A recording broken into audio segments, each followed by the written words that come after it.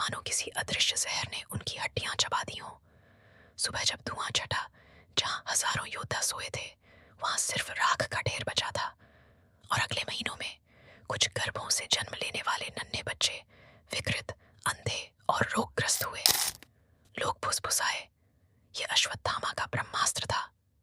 पर सोचिए, अगर अर्जुन ने अपने पाशुपतास्त्र की पूरी शक्ति छोड़ दी होती, तो क्या कुरुक्षेत्र ही नहीं, हिमालय से कन्याकुमारी तक धरती का एक बड़ा भाग भस्म न हो जाता?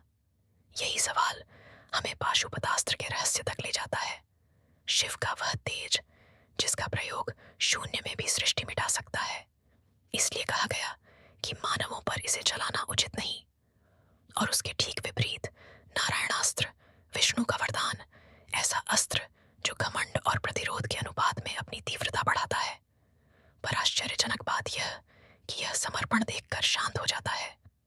द्रोण पर्व की गाथा गाती है कि जब पांडवों ने हथियार छोड़ दिए, तब अस्त्र रुका, जैसे किसी बुद्धिमान प्रणाली ने दया चुन ली हो। ब्रह्मास्त्र, नारायणास्त्र और पाशुपत, ये तीनों केवल नाम नहीं, कथाएं हैं जिनमें शक्ति, जिम्मेदारी और संयम की सीख छिपी है।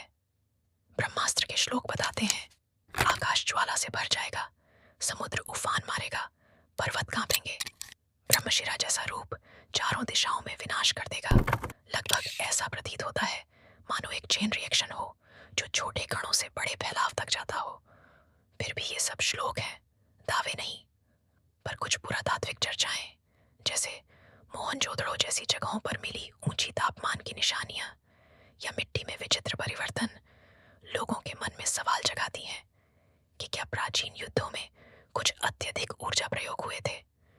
पर विज्ञान ने स्पष्ट उत्तर नहीं दिया। फिर भी महाभारत की कहानी का असली संदेश यही है, जब शक्ति इतनी महान हो कि एक गलती से सृष्टि खतरे में पड़ सकती है, तब उसे नियंत्रित रखना ही बुद्धिमत्ता है। अर्जुन ने कहा कि यदि पूरी शक्ति से चला दूं तो प्राणी नष्ट हो जाएंगे, इसलिए उसने रिस्ट्रेंट चुना। नारायणास्त्र हमें सिखाता है कि अहंकार ही विनाश को बुलाता है और समर्पण उसे ठहराता है।